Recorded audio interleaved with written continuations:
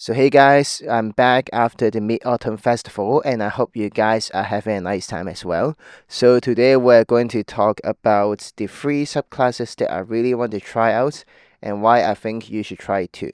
So if you guys are interested in the detailed build regarding these three subclasses, no worries, I'm gonna do three videos separately to discuss these subclasses.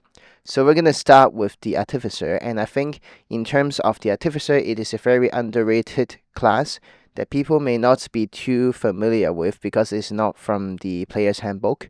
But anyway, I think the Artificer itself is a all-rounder, is a great support, it can dish out some damages, and it is great at utility and defense. So here I want to try out the Armorer Artificer for a couple of reasons. Number one, you have access to heavy armor, as well as the ability scores being single attribute dependent, which means that all you really need is intelligence. And here, as an armor artificer, you also have the versatility to adapt to the situation and change your form, which means you can either go into Guardian, which gives you a better ability for defense and holding your enemy in the line. And you can also go for the Infiltrator, which means that you can go to stealth as well as doing range attacks. So the versatility here is really impressive to me for a class that is named the Armorer. So you also have all the Artificer goodies. For example, for the expanded spell list, you get Wall of Force. And for example, you get infusions to buff up your defense, to buff up your concentration, and to get some utility items and homunculus, as well as the ability to use like Flash of Genius, which can help with your allies saving throw. And I think overall you are a very powerful class. And to me, Armor is the strongest subclass, as well as the most flavorful. Basically, imagine everyone said it's like Iron Man, and Iron Man is always cool, right? So now we are moving on to the Barbarian. So at first, I really didn't like the Barbarian. I thought because of the opposite reason to the Artificer, it is multiple attribute dependent. And I think the Barbarian doesn't have as good of a battle mechanics as the fighters. But upon further inspection, I realized that that is not true. And here I'll explain a little bit why. So for the Barbarian, you're looking at medium armor as proficiency. And people like to say, oh, but I need an armor defense, so I need high dex and high constitution. But I realized that that is not true. You really just need medium armor and high strength to do everything you need to do. Because as a barbarian, you already have a huge health pool and you are here to do damages. So you really don't need anything else other than a 14 in dexterity and a good strength score. So here we are looking at the barbarian subclass, and there are two that I want to play. And I want to try out the totem warrior as well as the giant Barbarian. So here I'm leaning more towards the Giant's Barbarian because as I said, I think the Barbarian is really good at doing damages, and the Giant's Barbarian have a couple things that buffs up their damage. For example, you can change your size to become large or huge in later levels, and you also have the ability to throw your weapon and get the benefits of range.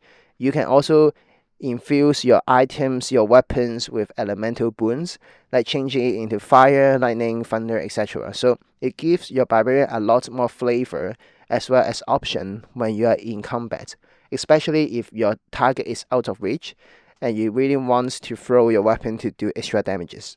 Of course, you are also going to play with the Barbarian goodies. For example, you get Rage, which is one of the best mechanics in the game, buffing you up to be like a god in the battlefield.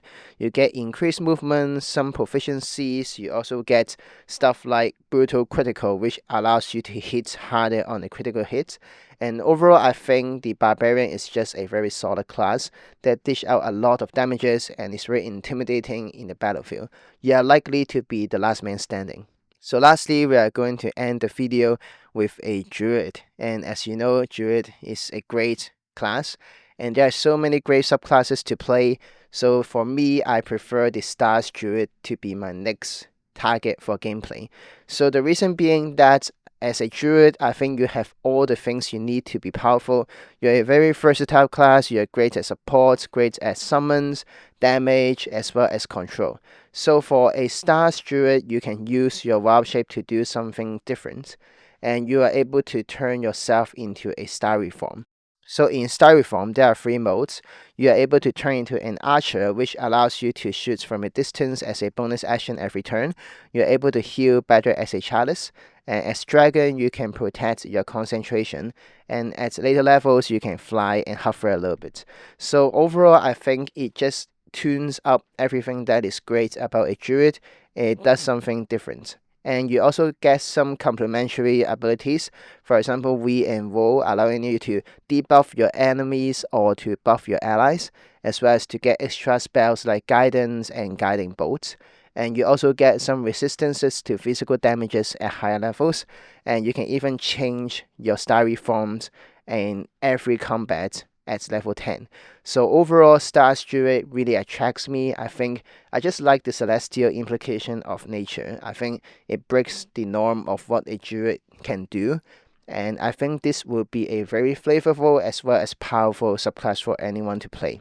So let's do a summary for today. We are going over the 3 subclasses, including the Armorer Artificer, the Giant Barbarian, as well as the Stars Druid. So if you are someone who are intrigued into trying some specific and powerful builds that I don't know if these classes are considered underrated, but they're definitely not considered the top options. Armorer is the Artificer top option, but Artificer itself is a little bit underrated, as I said.